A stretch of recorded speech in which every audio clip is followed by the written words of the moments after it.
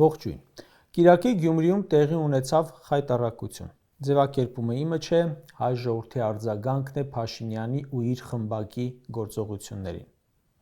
Խայտառակություն էր մի քանի տեսանկյունից։ Նախ հայտարարեց, որ գնալու է Գյումրիում պատարագի, որից հետո տեղի ունեցավ բացառիկ, բայց եւ բնական ու շատ կարևոր բան։ Ամբողջ Շիրակի թեմը մեկ մարդու նման հայտարարեց, որ չի պատրաստվում պատարագ անել Նիկոլի քմահաճույքով, իր պարտադրած ձևով։ Չեն հրաժարվի կաթողիկոսի եւ իրենց թեմի քաղբանտարկյալ առաջնորդի անունները տալ։ Սա ցույց է տալիս Գարեգին II եւ Միքայել Սրբազանի բարձր հեղինակությունը։ Ցույց է տալիս, որ ինչ շինծու թեմաներ էլ փորձեցին կապել սրբազաններ Արշակի, Բագրատի եւ Մկրտչի, որպես վարկաբեկող չաշխատեցին։ Մերժում ստանալով Շիրակի թեմից Փաշինյանը դիմեց ՔՊ-ին աջակից շրջիկ հոգևորականներին։ Իդեպ Գյումրին ոչ միայն մերժեց Փաշինյանի պատարագը, այլև արեց ամեն ինչ, որ այդ կեղծ պատարագի համար չօգտագործվեն եկեղեցու պարագաները, բոյկոտել էր երգչախումբի ևս, չի եղել Սրբազանի գահը, չի եղել անգամ մոմ, չհնչեցին նաև եկեղեցու զանգերը։ Գյումրիում տեղի ունեցավ իրադարձություն, որը Հայաստանի Հանրապետության քրեական օրենսգրքով նախատեսված արարք է։ ԱԱԾ-ն փակեց եկեղեցին։ Գիտեք ինչի վրա եմ զարմանում։ Այս մարդիկ, կառավարության պաշտոնյաները, ուժայինները, տպավորությունս այնպիսին է, որ Նիկոլից վախենում են, բայց սրբապղծություն անելից Աստծուց չեն վախենում։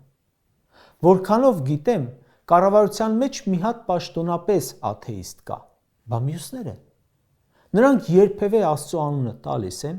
հանցանք գործելուց առաջ գոնե ներողություն խնդրում են Աստծուց, մեղքերի թողություն, հաշտեն իրենց խղճի հետ։ Կառավարության անդամները հլը հեչ, ընդամենը մոտեցնում են իրենց պատժվելու պահը, իսկ հոգևորականները, սրբազանները Աստծուց չեն վախենում։ Նրանք են չէ քարոզում չմեղանչել, ապաշխարել, հանդերձյալ աշխարհ, դժոխքի կրակներ, հոգևորականներն են չէ ասում, այս կյանքը, որում ապրում ենք, ընդամենը մի չնչին անցողիկ բան է, քանի որ մահից հետո սպասվում է հավերժական կյանք ու դժոխքի պարագայում հավերժական դատաստան։ Հիմա իրենք իշխանավորի ցուցումով եկեղեցուն դեմ գնալով չի նշանակում, որ կամ թքած ունեն, կամ էլ չեն հավատում, որ կա Աստված ու կա Աստծո դատաստան։ Շիրակի թեմի քահանաները շատ ավելի աստվածավախ են, քան այդ 10 եպիսկոպոսները։ Ինչևէ, մենք իրենց դատողը չենք, իրենք իրենց ձեռամբ են վարկաբեկվում, առնվազն հասարակության աչքերում։ Մենք ֆիլմեր ենք տեսել, որտեղ թշնամական արշավանք է լինում պետության եկեղեցու վրա։ Նման տեսարան կա նաև Սայաթ-Նովա կինոնկարում։ Երեք Գյումրու 7 վերք եկեղեցու վրա այն նման հարձակում տեղի ունեցավ։ Ուղղակի այն ժամանակ ձիերով էին, հիմա բենթլիներով ու ամենագնացներով։ Այն ժամանակ սրերով էին, հիմա ԱԱԾ-ն ու ոստիկանությունը։ Ադրբեջանը գրադով խփում էր Գանձասարին ու չէր պայթում։ Նիկոլեն ցարվածներից էլ եկեղեցին ամուր կմնա, վստահ եմ։ Նիկոլ Փաշինյանի մյուս ձախողումը, այսպես ասած, հավատացյալների հավաքագրման մեջ էր։ Նախորդ կեղծ պատարակներում ձախողումներ գրանցելով այս անգամ մտադրվել էին մարդ հավաքել։ Բացի այն շրջիկ թափառախմբից, նախարարներ, ազգային ժողովի պատգամավորներ, երկրի նախագահ, համայնքապետեր, աջակիցներ, ասում են, հրահանգել էին դպրոցների, մանկապարտեզների, երաժշտական ուսումնական հաստատությունների աշխատողներ տանել։ Բայց արված լուսանկարներում երևում է, որ կատարյալ ձախողել են։ Ավտոմեքենաները մարդկանցից շատ էին։ Կիրակի վաղ առավոտից ոստիկանությունը իրարանցման մեջ էր։ Երևան սպիտակ, Վանաձոր, Գյումրի մայրուղիները պայթում էին ոստիկանության առատությունից։ Նիկոլի Շարասյանը հանդիպած մարդիկ գիտեն, թե ինչքան ծանր բեռ է նույն ճանապարհով նրա հետ միասին անցնելը։ Ոստիկաններն իրենց պահում են բառից իսկական իմաստով սարերից փախած վայրենիների պես։ Ձևակերպումը այսպես եմ տալիս, որովհետև մի քանի անգամ հանդիպել եմ։ Մի հարց է առաջ գալիս. ախր ինչի համար, ում համար, դուք տուն, տեղ, ընտանիք, շրջապատ չունեք, չեմ հասկանում, գործից տուն գնալուց ձեզ արդյոք լավ եք զգում, իսկ ձեր ընկերները հպարտ են ձեզպես ընկեր ունենալով։ Գյումրիում նա ձախողվեց, ոչ առաջինն էր, ոչ վերջինը։ Հերթական խայտառակումներ։ Ու վստահ եմ, ամեն անգամ տապալումը չի, որ նրան կկանգնեցնի։ Նա կշարունակի համառորեն առաջ գնալ, քանի որ ունի իրեն հրահանգ տվող ու հնազանդ ուժայիններ, որոնք գուցե ակամա մասնակից են այն հրահանգների կատարմանը, որը չնայած իրենց չի տրվել։ Այստեղ կարևոր է նաև օրվա ընտրությունը։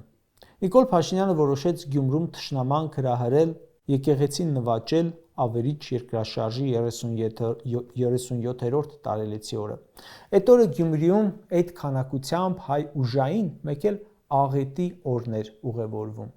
որ փլատակներից մարդկանց հանի։ Սրանք գնացին հոգևոր փլատակներ ստեղծելու համար։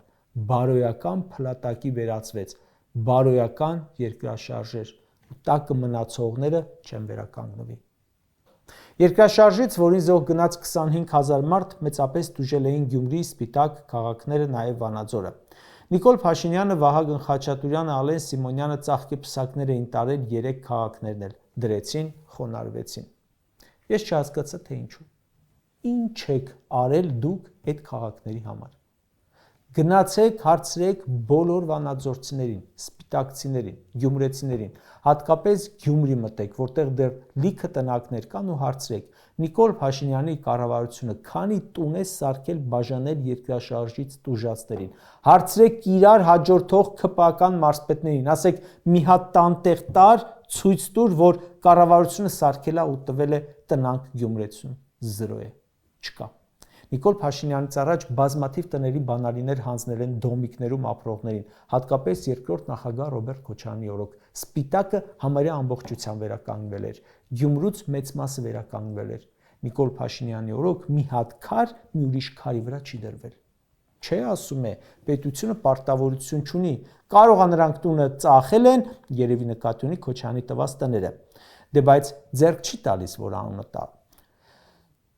Եվ այսպես ասում է, տունը ծախել են, կազինոյում կրվել են, այսպիսի անիմաստ ձևակերպումներով էլ ձեռքերը լրիվ լված ու հիմա գնացել խոնարհվում է, ծաղկեպսակ է դնում։ Ով քեզ կների,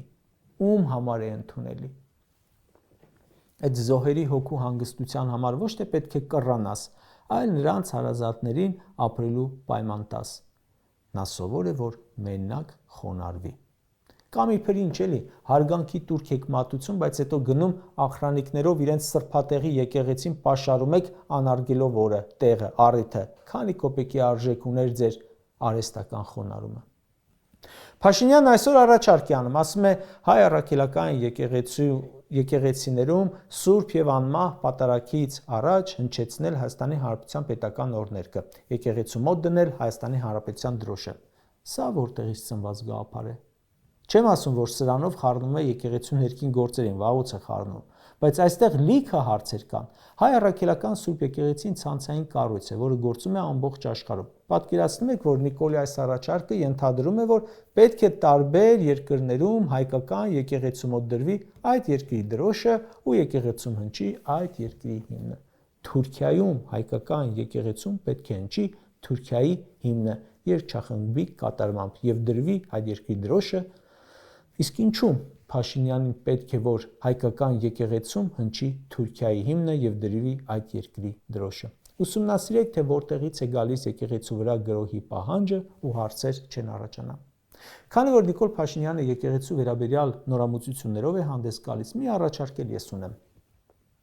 Առաջարկում եմ պատարագներն անցկացնել կառավարության դահլիճում նիստերի։ Մեկ է Կիրակի օրը ազատ է։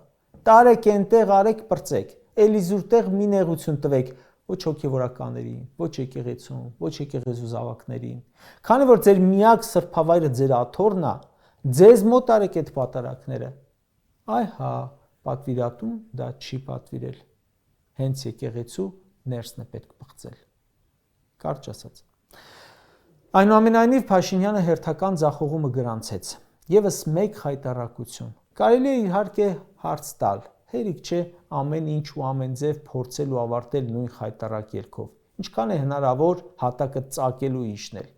Եթե արդյունքում տուժեր միայն ինքը, կասենք ջանդամը արժանի է, բայց չէ որ մեր պետության ու մեր եկեղեցու հեղինակության հետ է խաղում։ Ամբողջ աշխարհում ասում են քրիստոնեությունը առաջինը պետական կրոն ընդունած հայը պատերազմ է սկսել